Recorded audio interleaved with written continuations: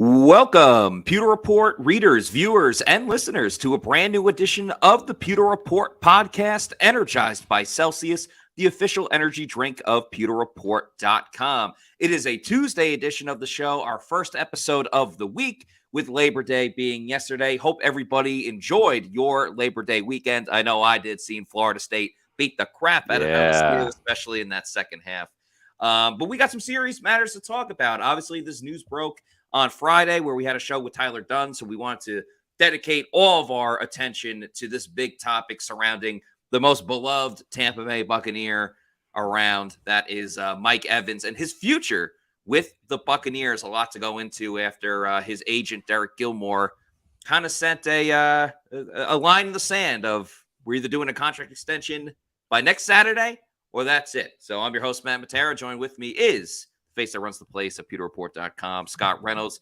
Scott, how's it going? I missed this new issue that popped up for the Bucs.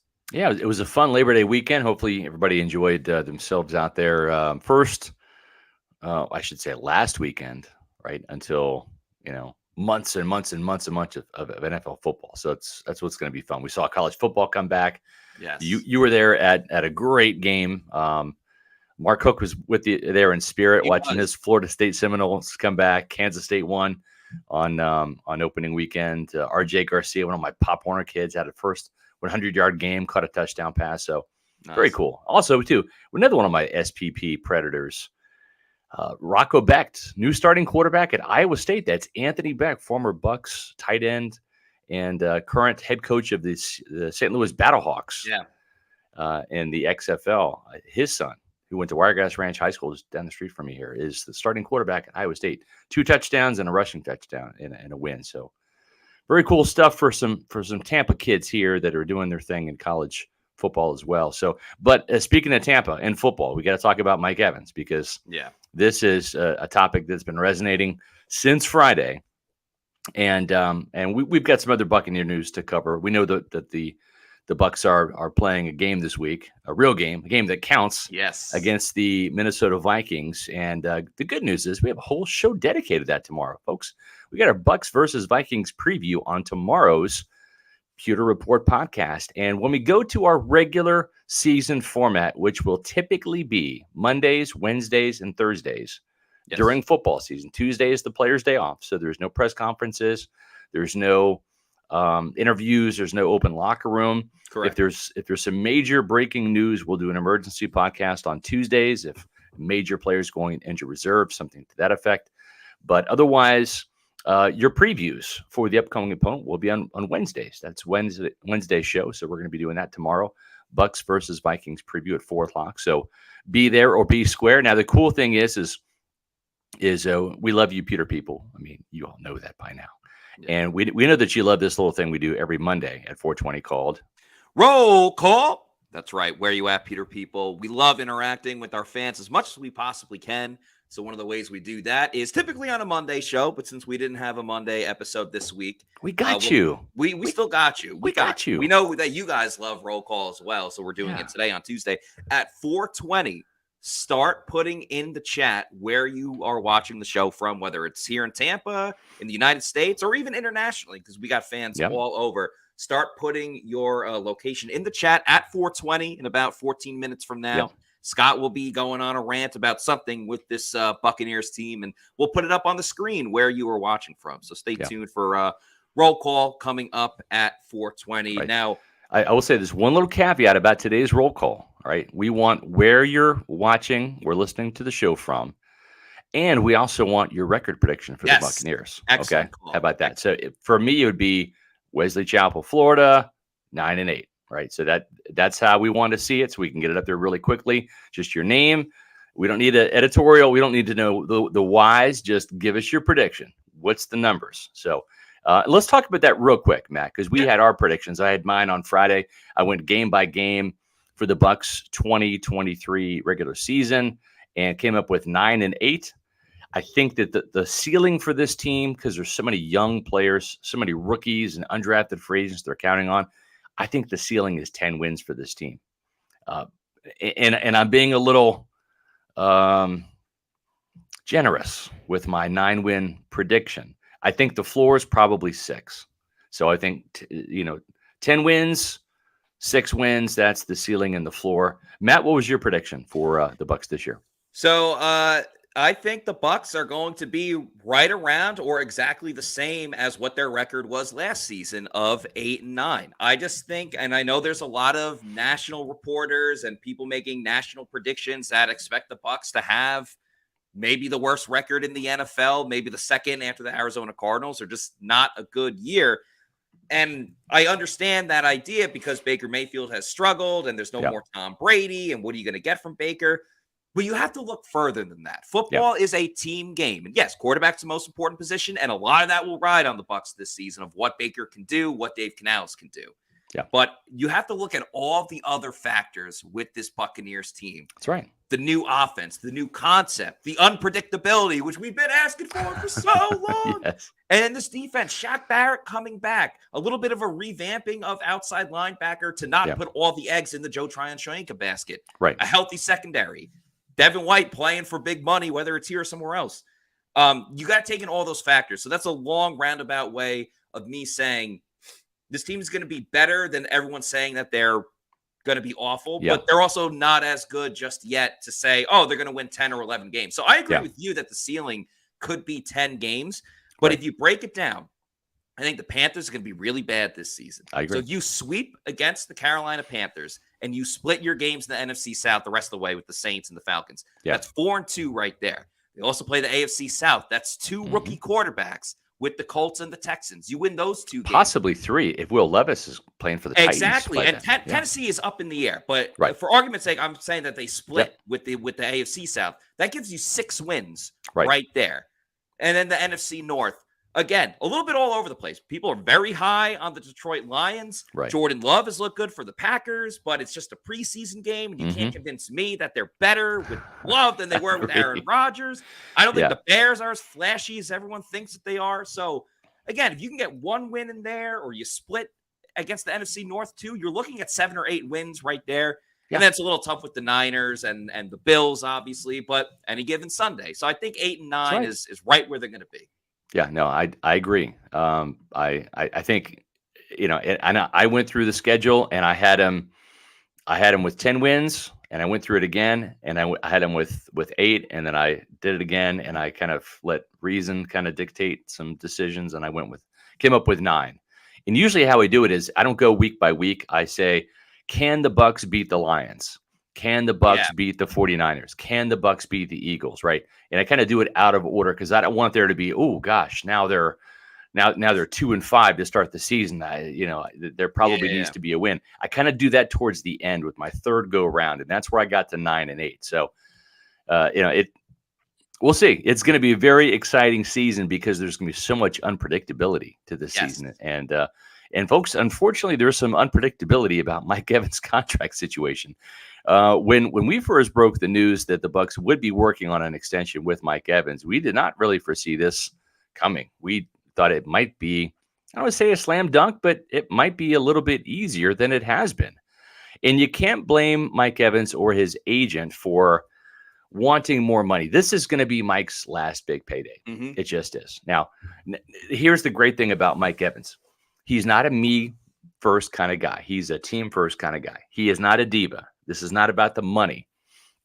This is about, I think part of this is, and I've not talked to Mike about this, but if you look at the millions of dollars that Mike Evans has given away to charities, some of which we know about, some of which his foundation reports, I guarantee you that there is also money, charitable donations that Mike has made without putting his name on it. Right. He doesn't do it for the fanfare. He does it out of the goodness of his heart. This is as genuine a guy as you're going to find. And I think part of this is the more money you give me, Glazers, the more money I can do good with in the Tampa Bay and the Galveston communities, because that's his hometown, Galveston. Of course, he lives in Tampa. The other part of this is you got to understand the tax bracket that he's in. Okay. Uncle Sam gets about half of that. Now, there is no state income tax in Florida. That's what makes Tampa, Jacksonville, Miami, attractive places for NFL players to land. Also, too, I think Tennessee does not have any state income tax. Right. So the Titans also enjoy that benefit as well. But so, if Mike's looking for a deal that's, say, $25 million per year on average, and I'm not saying that he is, I'm just throwing that number out there. Let's say 24. He's probably going to end up with 12 right now. That's a lot of money. You and I would be fine with 1 year at $12 million for the rest of our lives. We retire, right? Correct. I'm just saying that there's a lot of different layers here from Mike Evans' side. And there's a lot of different layers of this from the Buccaneers side and from the Glazer side. And we're going to go into that in the show. The first thing I want to do is address Josina Anderson's tweet about this.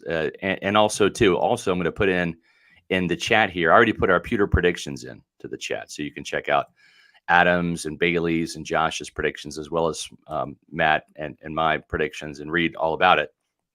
I've also put into the chat Josh Capo's article, which we're going to kind of touch on as well. But I think from the team's perspective, there's a couple of reasons why they might not be wanting to do a deal right now.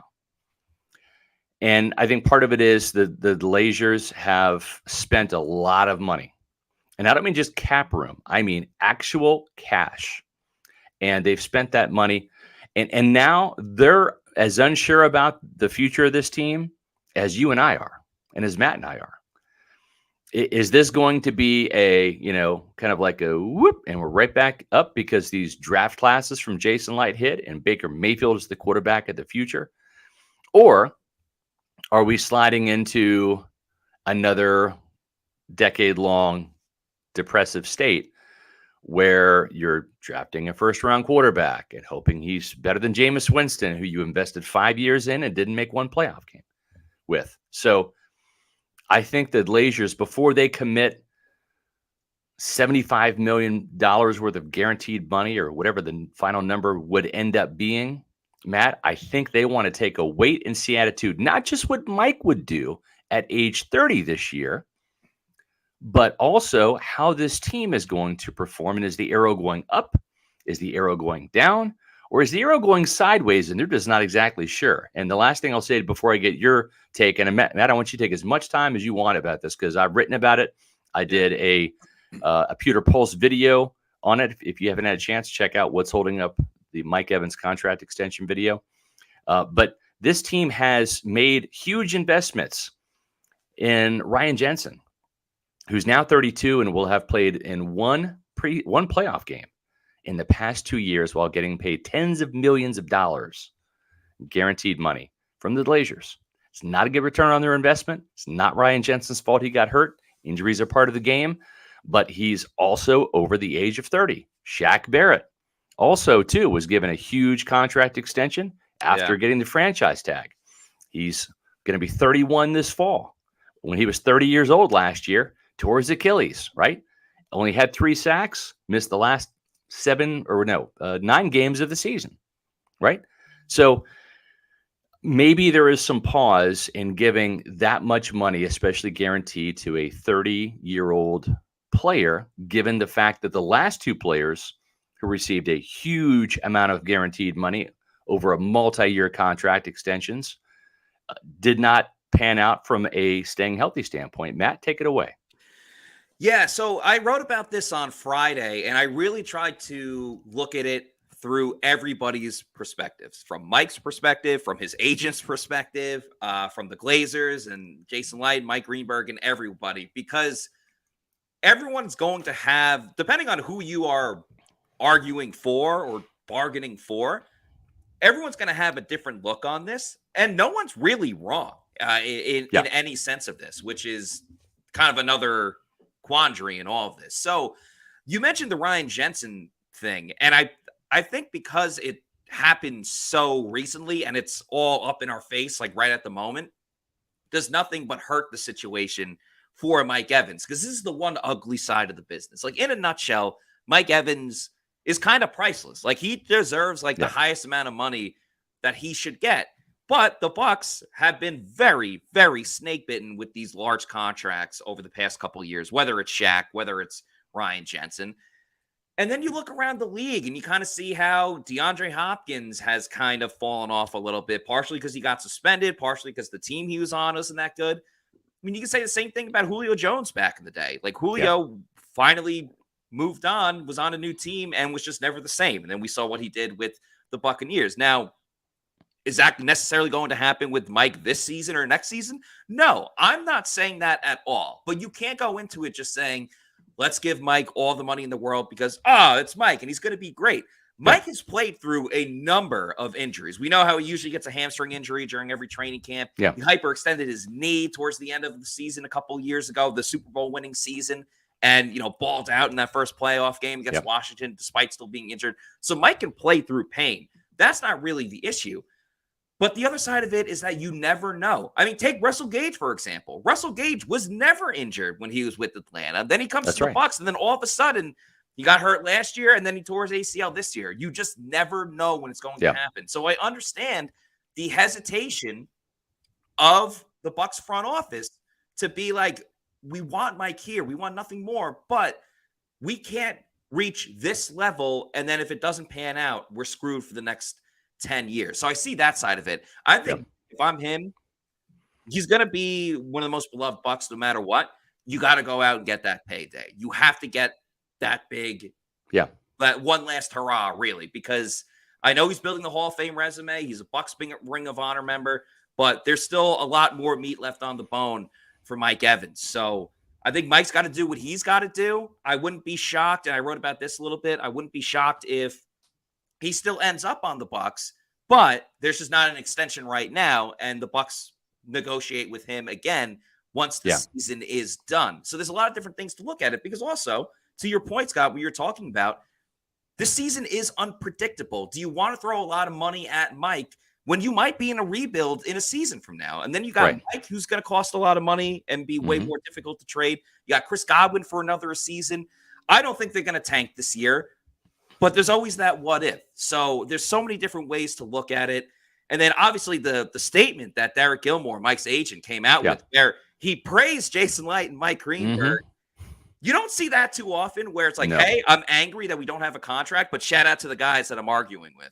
Exactly. Really and that's what tells me that this is not a Jason Light or Mike Greenberg call. This is a Glazer call, because remember, Jason Light was the guy who drafted Mike Evans back in 2014. That was his first draft pick as general manager. There's a lot of sentimental feelings there, right? And Jason's a really good human being, and I think he wants to do right by Mike.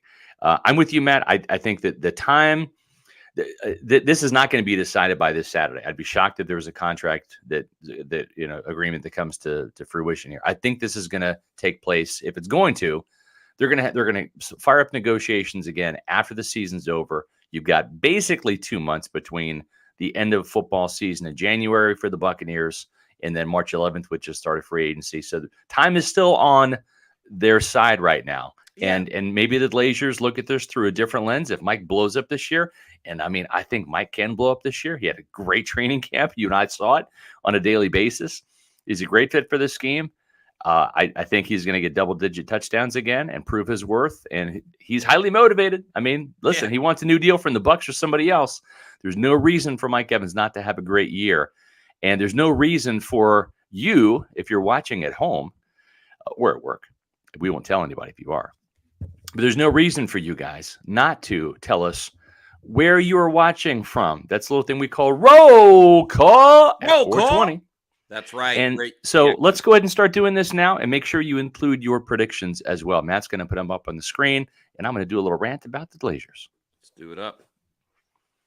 All right. So I've seen this before, and that means I'm an old man. That means I'm 51 now. This is my 28th year covering the Buccaneers. And I've seen the Buccaneers, more specifically the Glazers, they part ways with some of their icons. That's right. Maybe you are newer to the team and you forgot that this team did not re-sign Warren Sapp. They instead opted to sign a contract extension with Booger McFarland, who was not nearly the player Warren Sapp was.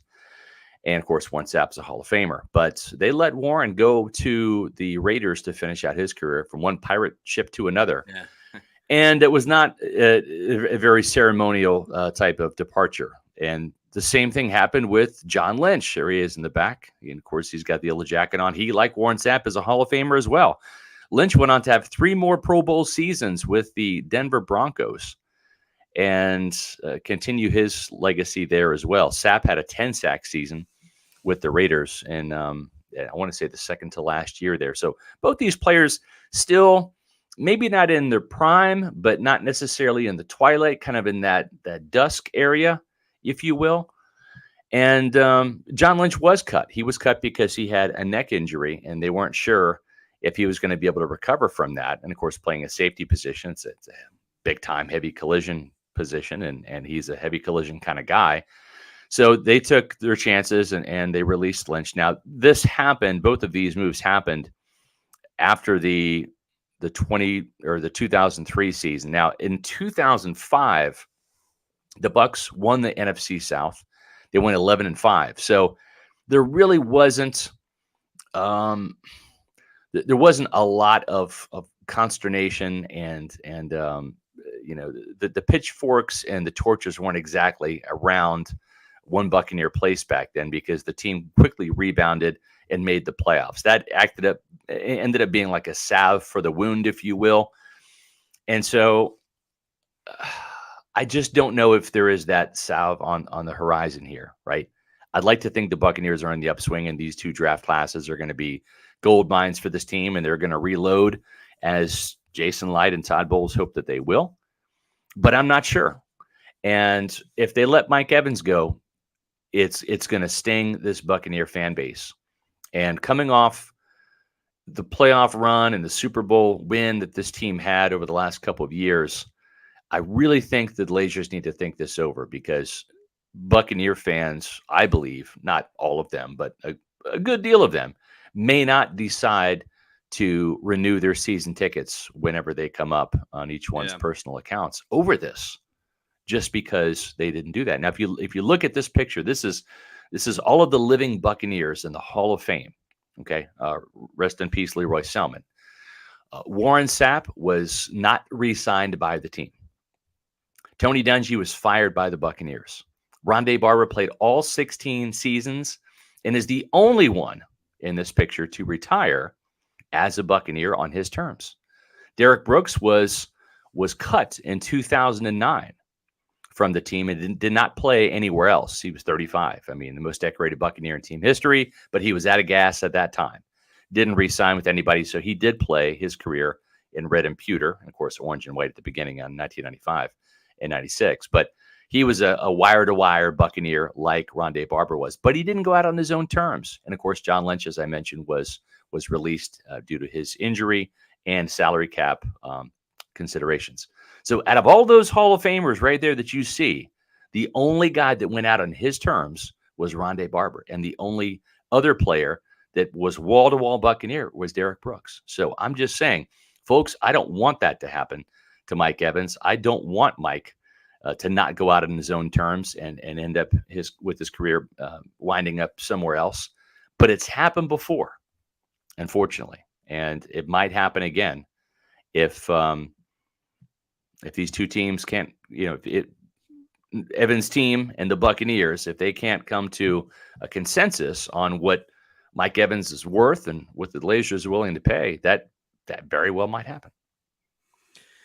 Yeah, it's a morbid type of thing to really think about. But I mean, if Tom Brady didn't spend his entire career with the team that he won multiple championships with, it makes it that much difficult for literally anybody else to do it, let alone Aaron Rodgers Mike, with the Jets too. I mean, he's probably going to go into the Hall of Fame as a Jet after he wins 2 straight Super Bowls. There you go, man. Yeah, exactly. Speaking into existence. Yeah, have to. But what I think hurts even a little bit more, and I don't know why I'm speaking as if he's already gone. He very likely could be back too, is Mike was asked about this. I'm pretty sure you asked him, Scott, about, like, does he think that they're going to come to a deal? And he said, it's no secret that I want to be a Buck for life. Like Yeah. Mike wants to be here. That's never really been the question, but there's so many other different factors to it. And that's why it's important to not freak out just yet about this ultimatum and deadline about that Saturday, because the Bucs still could franchise tag Mike at the end of the season. They could. From what I've heard, I don't think that is on the table. They can. They reserve the right to change their mind, but as of right now, that is not in consideration. And that leads me to believe that the window of opportunity between Evans and the Buccaneers is going to be after the season. Yeah. And that's not going to make Mike happy. It's not going to make Deryk Gilmore happy. But I think a couple things at play here. Jason Light has got a great relationship with Mike Evans, a great personal relationship. And you need that type of relationship to be able to mend some fences sometimes, right? And cool down some hot heads, et cetera. The other thing is Mike loves Tampa. It would be hard for him to leave. So I think this could get resolved at the end of the season, but is Mike going to stay healthy? Are the Bucs going to win? Is the production going to drop off, or is he going to cash in another 1,000-yard season? Is it going to be 5 or 6 touchdowns? Is it going to be 12 or 13? A lot of different factors that are going to come into consideration, and we're going to start finding out the answers to these puzzles and these questions here on Sunday against the Vikings. The best situation for both sides, the best what if, and it kind of goes back to what we talked about with this quarterback competition earlier in training camp. Like, what if they just both play well and it makes it a tough decision? Well, that's kind of what happened. That's kind of what happened with Baker Mayfield and Kyle Trask. What if Mike plays well and the team reaches that ceiling of 10 wins and they make the playoff? Then you go, oh, damn. All right, we're still in this. Let's give Mike that extension after the season before you reach that date in March. We do have a super chat from Callie Bucks. Thank you for the $4.99 super chat. Callie Bucks says, Mike sees Devontae, talking about Devontae Adams stats. He knows statistically he is at the top. He wants Devontae money, and I don't blame him. He will retire a top 20 receiver. He does have the long-term accolades, which is very much helping his case. The past couple seasons, and I'm not downplaying what Mike has done, but the past couple seasons, he's like just eclipsed 1,000 yards. But we also have to remember, Mike was the first guy to be like, let's have Antonio Brown in. Let's have Rob Gronkowski in. So it wasn't like the team was not functioning well and Mike was playing poorly. There's only one football, and there's only so many hands to feed, mouths to feed with the football when it comes to the Bucs being productive on offense. So that's partially why Mike's numbers may not potentially have been where they could have been, because again, he's the most unselfish players. And, you got so many players that you need to feed the ball to. Yeah. It's kind of like how there's so many different flavors of Celsius energy drinks that you could choose. See what you did there. Yeah. Of course, Celsius, the official sponsor of the Pewter Report podcast. Their newest flavor, there's so many awesome flavors, but their newest one is the Cosmic Vibe. It's a sparkling fruit punch. You can also go with the sparkling lemon lime or the orange or the cucumber lime I've been drinking, strawberry lemonade, the grape. Arctic Vibe is my personal favorite. So a ton of flavors. That's what I'm trying to tell you, the Pewter people. If you need to know where to find one, go to the Celsius store locator on the Celsius website. It will show you the closest geographical location where you can pick one up at your local health and fitness store, your Walmart, your Target, 7-Eleven, or your bodega. Bodega. Of course, there is no sugar, no post-energy drink crash or jitters that you get with a Celsius energy drink. And then once you've gone to your bodega a number of times and you want more than one Celsius energy drink, we understand, because there's a ton of great flavors. That's when you go do the subscribe and save on Amazon. You can get the variety pack. It's variety is the spice of life. Try out all the flavors. You can have that, get it in bulk, have it sent to your residence every week, month, quarterly, yearly, whenever you want. Just make sure you're drinking Celsius energy drinks. Make Celsius your number one pick. Celsius, the official sponsor of the Pewter Report podcast. Yeah, I think the other thing, too, when we're talking about Mike Evans and the consideration for all of this is, can this team survive without Mike Evans? What does that look like? For example, is Trey Palmer, is he going to step up this year and put in 600 or 700 yards receiving as a rookie and really shine? And maybe the Glazers and the team think, well, okay, this is this is the next Chris Godwin stepping up here. Maybe Godwin can kind of replace Mike, and then you've got Trey Palmer in the hopper. There's just so many different factors that are going to go into this. So many layers from Evans' side and from the Glazers and the team side. That's why I just think that they want this thing to play out. The Bucs do. The Glazers, they want this to play out throughout the season, and then they'll come back and talk about a possible contract extension after the season. I'm hopeful that a deal gets done. I'm kind of sentimental. Covered every minute of Mike Evans' career. I get it. I don't think he deserves Cooper Kupp money. I think that they can find a lower number that would be agreeable to both sides eventually. And let's take a look at that from Josh Capo's excellent article today. Did a great job breaking it down. Josh is our resident cap expert, and he gets math. Speaking of math, R.I.P. Jimmy Buffett. One of my favorite songs, "Math Sucks." R.I.P. Jimmy. Not nearly as popular as Cheeseburger in Paradise or Fins. Changes in Latitudes. Pencil Thin Mustache. Pencil Thin Mustache. Pirate Looks at 40. I mean, so many great songs. Just awesome.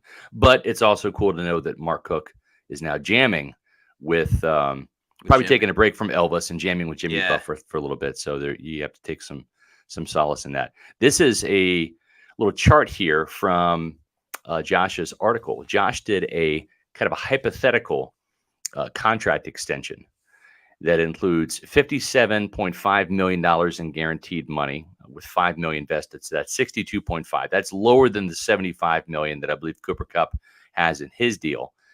And of course, it includes some voidable years. So it's really a 3-year deal, 2023, 2024, 2025. It does give the Buccaneers some cap relief. You can see it drops Mike's base salary in this hypothetical situation. I don't want you jumping on here, Pewter people, that if you just join the podcast right now, Mike got a deal. No, this is Josh Capo's, his version of what a deal would look like. And from the numbers, as I understand it, just look at the 2023 line. 1.165 base salary drops his base salary down. It takes the bulk of the money he was due this year with his base salary and converts that to a prorated bonus, 15 million and some change there. It lowers his cap number significantly from over 23 million down to 26.23. That gives the Bucs some operational cash money, Matt, that they're going to need this year for emergency signings, right? And they've got to pay their practice squad players, et cetera. So there's some money here that could help the Bucs this year out of Mike Evans' salary cap extension if they were to do it before Saturday. But I don't think it's going to happen. But this is just kind of like a look, and this graphic here is in the article as well. So you can take a look at that. I think he did a really good job with that. It seems fair to me. It's a few $1 million less on an annual average, but it certainly, I think, rewards Mike. It puts him above Chris Godwin, who's making $20 million per year. It seems fair. And I thought Josh's reasoning in terms of he's 30, go find the players. And you mentioned, right, with DeAndre Hopkins, once you hit 30, it's tough to maintain production, right? And Cali Bucks here with the super chat right on cue. Yeah, Cali Bucks, thanks again for the super chat. Says Kupp didn't even deserve Kupp money. Talking about Cooper Kupp. Yeah, to go back to the hypothetical that Josh came up with. A lot of people love playing fantasy football. This is fantasy GMing, is essentially what Josh Capo did, and he's got one of the most creative minds ever. So of course he came up with like a good solution. And we've seen in the past with the Bucs front office, they've done a great job of pushing money down the road or putting in certain areas where you can help out immediately. And sure, you may have to pay up later. And we're kind of seeing this now with all the Tom Brady stuff, but it can be done. It is possible to work this out. And that's a little part of the other caveat of all of this is you do have Chris Godwin still in the room who's getting paid a lot of money, and it's tough to pay both of those guys. And you can make the case that Mike deserves more money than Chris Godwin just from what he's done for his whole career, but Godwin's the younger player. So, Yeah, there's so many different twists and turns to this whole situation. You know, here's another thing I didn't think about it, and I'm not kidding when I say there's different layers to this, people. Like Chris Godwin, and Matt, you just brought it up. Chris Godwin signed a 3-year contract extension, right? So Yeah. Chris Godwin will be in the final year of his deal next year. Yep. Okay. So, and then how much are you going to pay Chris, right? So, Yeah. and Chris is the younger player, and I saw this play out when they went with the younger player, Booger McFarland, over Warren Sapp. I want to say was 32 years old when the Buccaneers moved away from him, and they decided to re-sign the younger player and Booger McFarland and give him essentially Sapp's money. That's something to consider too. I don't see this team going out and let's say Baker Mayfield hits. Let's say he is a great fit for this scheme. They win enough to either have a winning record to get into the playoffs. But ultimately, Matt and Pewter people, let's say, for argument's sake, Baker Mayfield proves to be worth the 1-year prove-it deal and is deserving of a contract extension. You're looking at somewhere in the neighborhood of 22 to 25 to $27 million, depending on how well he does. In terms of him getting re-signed. Then you're looking at Antoine Winfield, and you're looking at Tristan Wirfs, right? Then you have Devin White to consider. You have Ryan Neal, and you're going to have Chris Godwin after this season, plus Mike. So there are so many big name possibilities and big name contracts to consider. I don't think that this team necessarily wants to pay Mike Evans, say $25 million per year on average, and then Chris Godwin $25 million per year on average. It seems to me one of these guys is going to get paid either Mike after this year or Chris after next year. But not both. It's extremely true. It's a little scary, but it's extremely true because also, like you said, someone is going to be, there's not going to be a chair for them at musical chairs with Tristan, with Antoine, with Devin, Mike, and Chris next season. And it's Baker. Baker. It's just impossible to keep them all. There's nothing you can do about it. It's not because they're bad players or anything like that. There's only so much money to go around with the salary cap, which will jump up each season, which is a good thing, but I don't think that'll solve the Bucs' problem. I'll tell you what, though, the Bucs, I'm sure, are going to be actively rooting hard for Trey Palmer to really step up and be that diamond in the rough. That just in case, that cerebral player, because you could sell it to the fan base if Mike were to go like, oh, hey, look what Trey Palmer just did this season. Now you got him and Chris Godwin as your 1-2 punch. You could always draft a wide receiver as well. In the next couple of drafts, there's always a ton of wide receiver talent. I'm not crazy concerned about that. You could also draft current Buccaneers players right now with Underdog Fantasy. There's still some time to get your league going. It's coming up. Obviously, the NFL season starts on Thursday, and Best Ball Mania is one of the funnest things that you could do. There's no trades or waivers. I just combined those two words. You just draft your team, you set it and forget it. $50 million in total prizes. $3 million goes to the first place winner. It's a $25 entry, but like I said, you just draft your team. It'll accumulate the highest scores for each position that you have, so no worries about the bye weeks or anything of that nature. Best Ball Mania, it's a ton of fun. You also have different leagues that you can do. They got different tournaments as well. They got a playoff pool worth $10 million, $5 million in the regular season. You could do the over-unders on your favorite players. I'm going to be doing that a ton this season. I'll be giving out some of my picks, so stay tuned for that. I love doing the over-unders. If you want to play with or against us, I'll spell it out for you for those listening to the audio version of this podcast. If you want to go up against Scott, you can email him at sr@pewterreport.com. I am Matt at pewterreport.com. Got a couple emails, people that are interested. Josh Capo is josh.capo, Queipo. That's at gmail.com.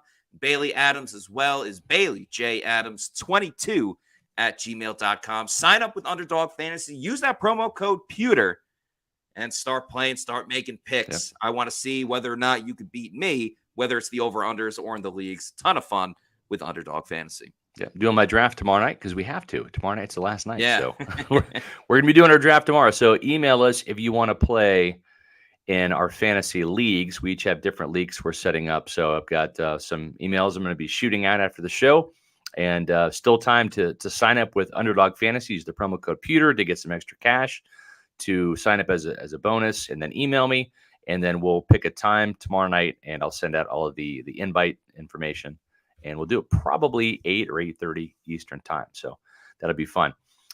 We've got a couple of other news and nuggets as we get to some housekeeping things to talk about first. Tomorrow night's podcast at 4:00, Bucs Vikings preview. Don't miss that. The season's here. And on Sunday, don't miss Pewter Game Day. That's right. We've got our live pregame show at noon, and then Matt will be on board afterwards at 1:00 with live in-game analysis and taking you all the way through. So make sure you watch the game, and then you also listen to Matt and watch him as well, because it's fun. Because Matt has got all these insights into what the Bucs have been doing in the preseason and training camp, plus insight from the locker room. He really adds this. We've heard a lot of people say, well, these commentators on this particular network, they're anti-Buccaneer. They've got an anti-Bucs bias. Well, Matt doesn't, because he's well plugged in and connected. So make sure you check out Pewter Game Day. That starts at noon with our live pregame show at noon, and then at 1:00 for the live in-game analysis. Yeah, looking forward to it. Had a lot of fun last season and the season before when doing it. Yeah, I mean, that's the fun of being at every press conference and in the locker room talking to players. So excited to give my opinions on everything going on, reactions as well to all the big plays, all the good stuff, and probably some bad too, but hopefully more good than bad. We got a couple super chats to get to, starting with Meets McGee. Thank you for that $5 super chat. They say the simplicity of this offense will be beneficial for this team's success.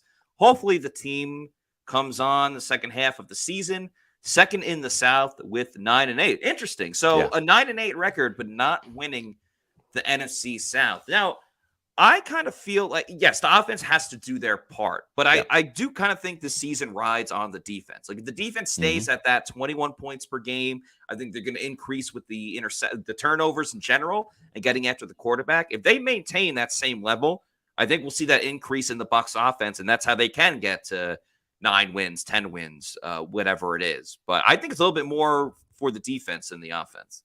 Yeah, you're a Kansas guy, Sacktown. We got to put you in there. I'm a Kansas guy myself, so I'm late, but Wichita, Kansas, 10-7. That's awesome. You guys have been killing it at the pressers. Well, thank you. Just doing our job, just asking tough questions we think you guys want answers to, Peter. People, that's what we're all about. Yeah, appreciate it. Cat and Max, we appreciate this $2 super chat as well. Would your pick be Mike or Chris? Youth over Mike. I'm going to go with Mike. I love Chris, but here's the thing.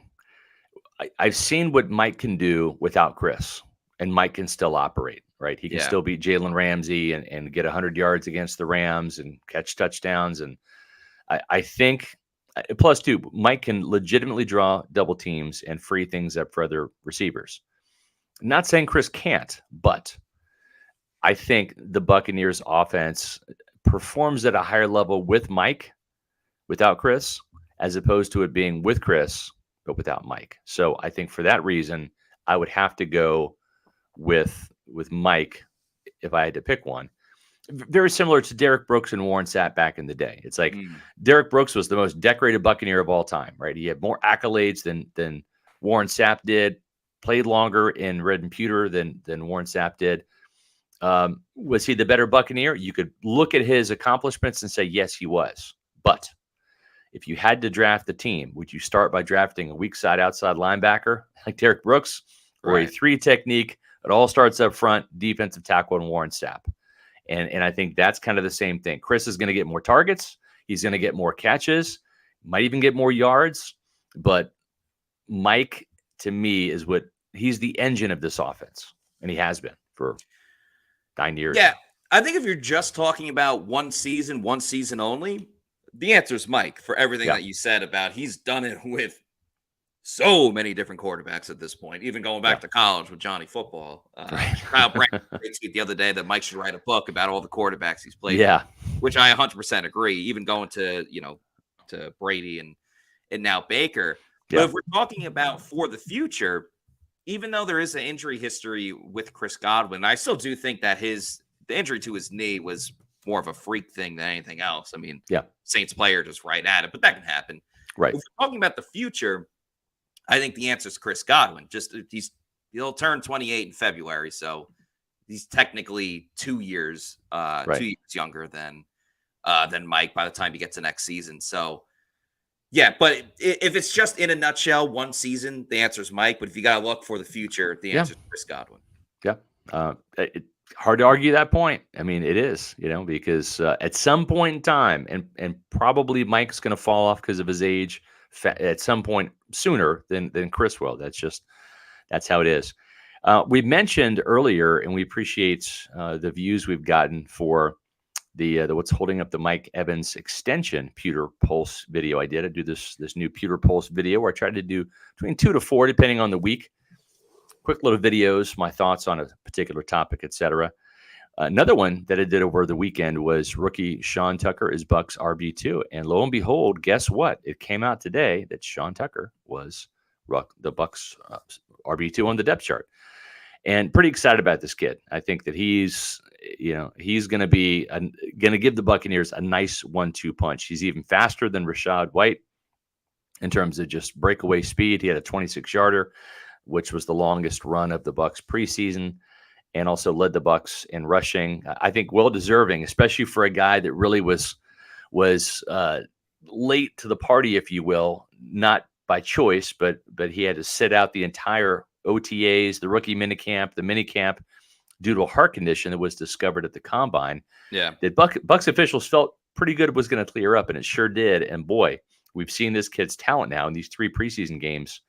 And Matt, you were there to see that big 4th and 1 run for 26 yards up there when they played the Jets. I was. I am so intrigued to see how the stable of running backs will be used for the regular season, especially early.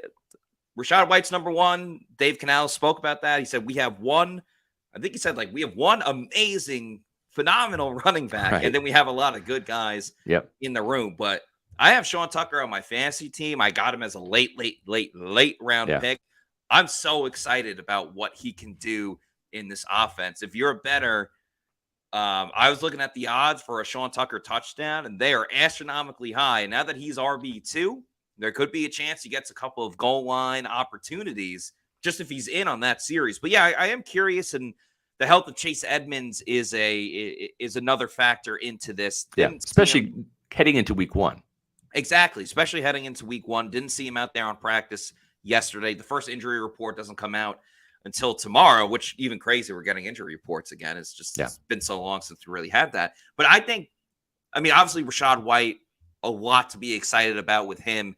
And Sean Tucker can be a good, it's 2 very different styles with Rachaad White and Sean Tucker. And that's what I like.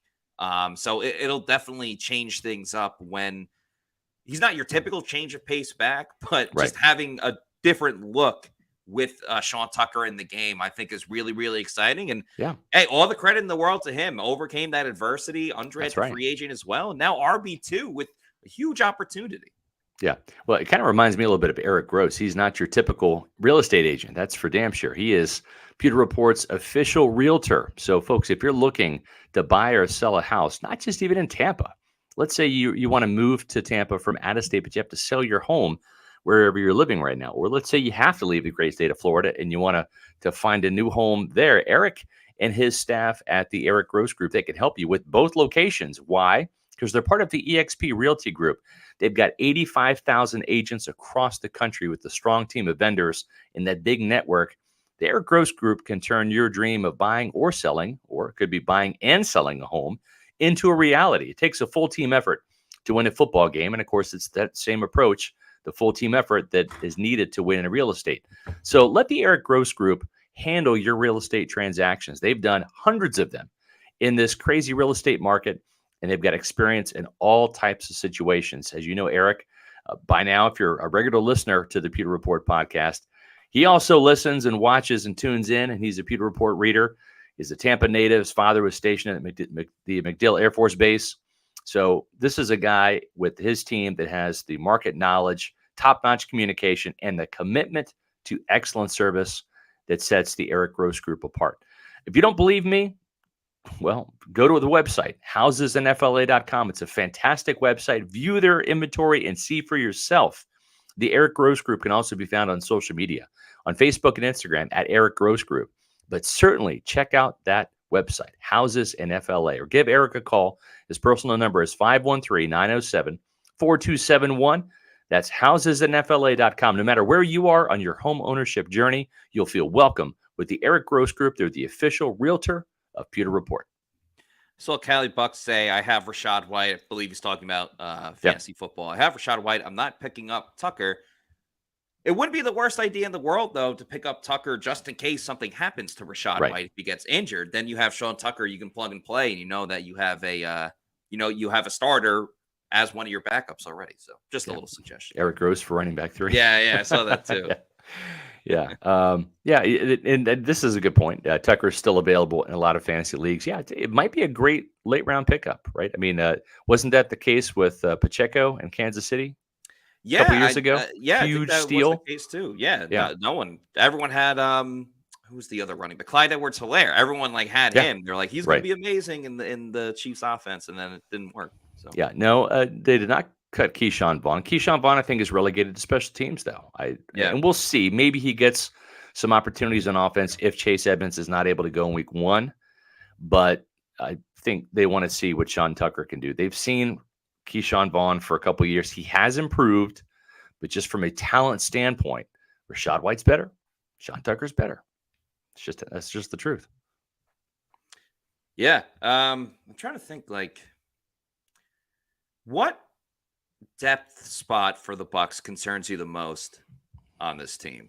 Is it offensive line? Is it, safety? A lot of rookies back there. Yeah, I would say it has to be the secondary, right? The cornerback position.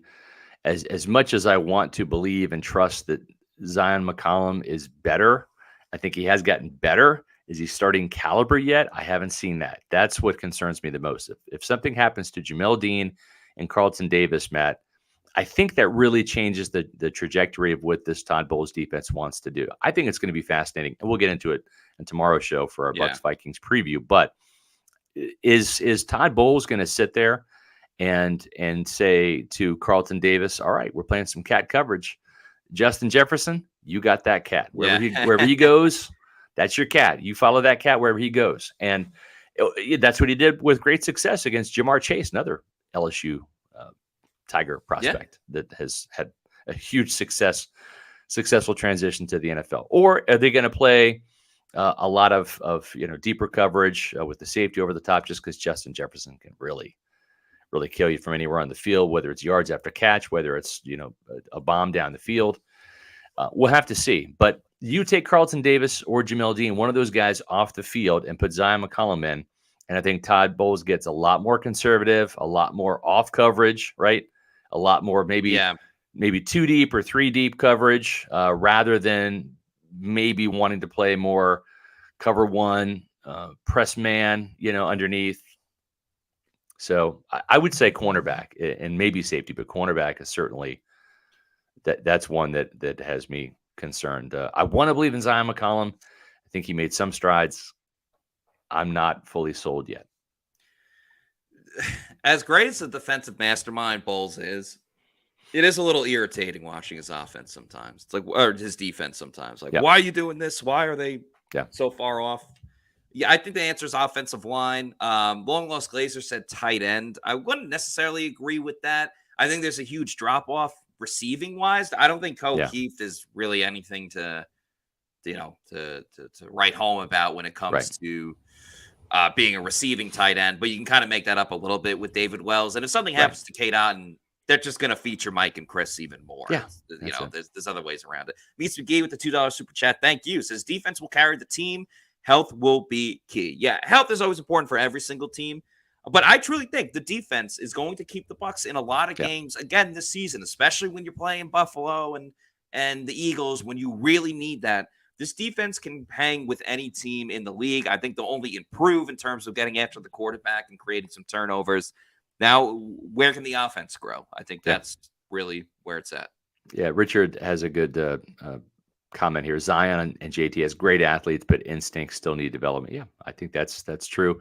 Big jump from Sam Houston to the NFL for Zion. And remember, even though it was only 4 games in 2020, Joe Tryon-Shoyinka sat out that COVID year, right? And only really played a year and a half at Washington. Very, very young player, not just in age, but also just on the field in terms of experience. So, a lot's going to be expected from him this year. And if not, Yaya Diaby is like breathing right down his neck. And so is Anthony Nelson, who's very much improved.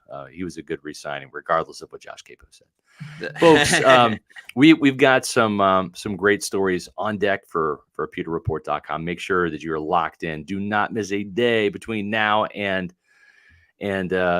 Sunday for the Bucs season opener against the Vikings.